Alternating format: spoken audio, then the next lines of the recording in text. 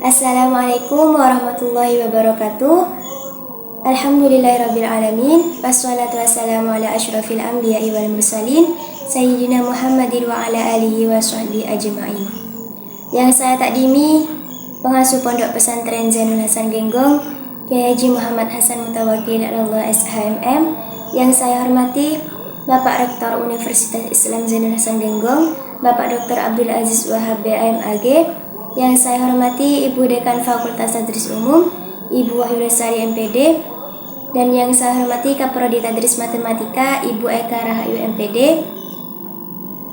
Dan yang saya hormati dosen pengampu mata kuliah studi fikih, Ustadz Robi Zidni Ilman ZF MAG. Dan tak lupa teman-teman yang saya banggakan. Di sini saya akan menjelaskan materi tentang fikih munakahat. Perkenalkan, nama saya Melindartini, NIM akhir 0110, dan teman saya yang bernama Husnul Hasanah dengan NIM akhir 0105.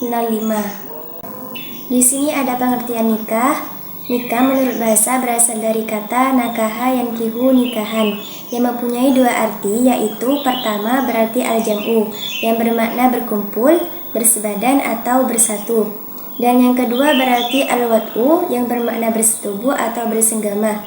Sedangkan menurut istilah adalah akad atau perjanjian yang menghalalkan pergaulan antara laki-laki dan perempuan untuk memenuhi hajat biologisnya, sehingga antara keduanya atau suami istri mempunyai hak dan kewajiban masing-masing. Selanjutnya yaitu syarat sah nikah. Ada 5, yaitu yang pertama beragama Islam, yang kedua bukan mahram, yang ketiga mengetahui wali akad nikah, yang keempat kedua mempelai tidak sedang haji atau ihram, dan yang kelima tidak ada paksaan. Yang pertama beragama Islam. Pernikahan yang didasarkan pada syariat Islam, maka haruslah mempelai laki-laki dan perempuan beragama Islam. Tidak akan sah pernikahan jika seorang muslim menikahi non-muslim dengan menggunakan tata cara ijab kabul secara Islam. Yang kedua yaitu bukan mahram. Pernikahan merupakan bersatunya sepasang laki-laki dan perempuan yang tidak ada kaitan darah. Diharamkan bagi pernikahan jika mempelai perempuan dan mempelai laki-laki merupakan mahram. Maka dari itu, alangkah baik untuk mengecek riwayat keluarga juga diperlukan sebelum terjadinya pernikahan tersebut. Yang ketiga yaitu mengetahui wali akad nikah. Penentuan wali juga penting untuk dilakukan sebelum menikah. Bagi seorang laki-laki, mengetahui asal-usul seorang perempuan juga diperlukan. Apabila ayah dari mempelai perempuan sudah meninggal, bisa diwakilkan oleh kakeknya. Atau pada syariat Islam terdapat wali hakim yang bisa menjadi wali dalam sebuah pernikahan. Yang keempat yaitu kedua mempelai tidak sedang haji atau ihram. Ibadah haji merupakan ibadah yang segala sesuatunya dilipat gandakan. Akan tetapi, saat seseorang melakukan ibadah haji tidak diperkenankan untuk melakukan pernikahan. Salah satu alasannya yaitu karena ihram adalah keadaan yang dikhususkan untuk beribadah, sedangkan pernikahan merupakan jalan untuk menuju kesenangan. Maka, ihram dan juga pernikahan saling bertolak belakang. Yang kelima yaitu tidak ada paksaan.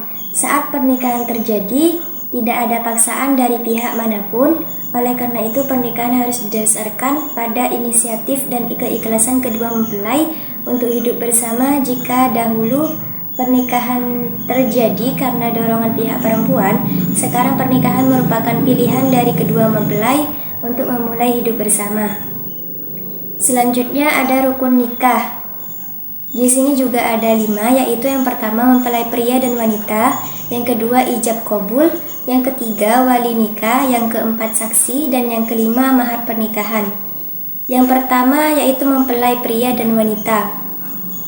Rukun nikah yang pertama tentunya kehadiran mempelai pria dan juga mempelai wanita yang akan melangsungkan proses pernikahan, baik pria dan wanita yang akan dinikahkan harus memberikan persetujuannya dalam pernikahan ini.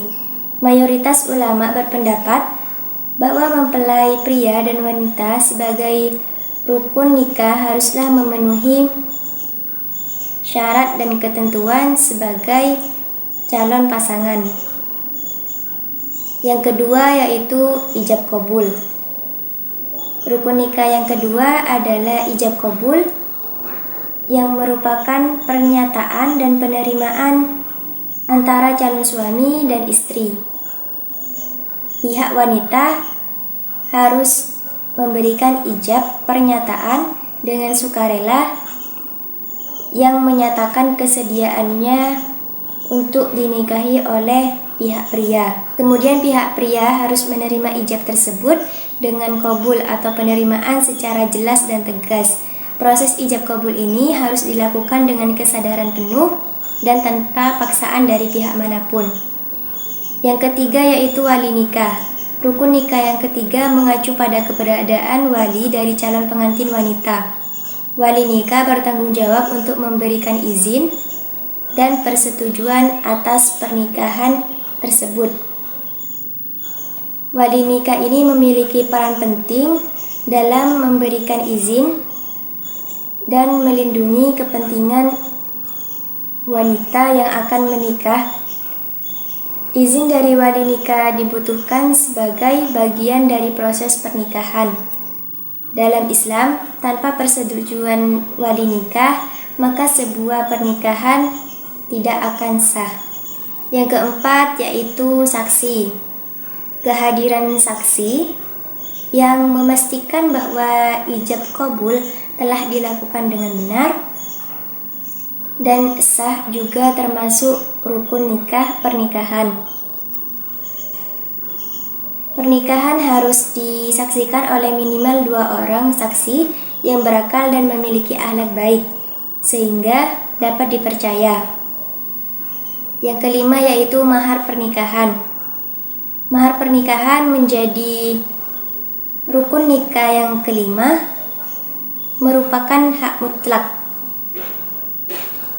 calon mempelai wanita yang tidak boleh dikurangi atau diambil kembali tanpa izinnya.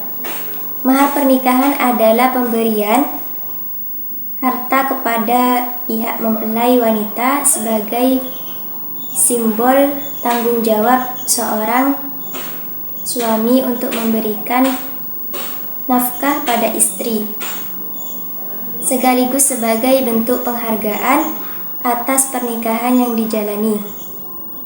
Ada banyak bentuk mahar pernikahan yang bisa diberikan kepada mempelai wanita. Misalnya berupa harta, uang, atau barang berharga lainnya yang disepakati oleh kedua belah pihak. Jika kelima rukun nikah tersebut sudah terpenuhi, maka pernikahan dianggap sah dalam syariat Islam.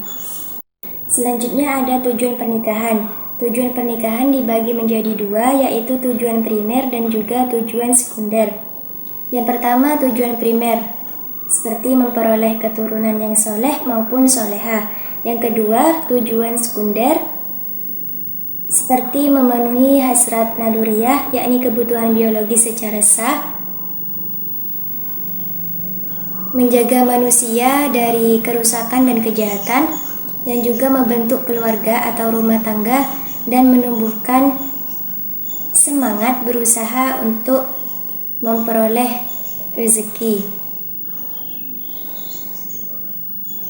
Dan selanjutnya juga ada hikmah pernikahan, agar supaya manusia hidup berpasang-pasangan, hidup bersuami istri, membangun dan membentuk rumah tangga yang damai dan tentram, teratur yang dilandasi dengan cinta kasih sayang di antara keduanya. Mungkin Sekian penjelasan dari saya. Apabila ada kesalahan, saya mohon maaf yang sebesar-besarnya. Wallahul muwaffiq ila aqwamit thoriq. Wassalamualaikum warahmatullahi wabarakatuh.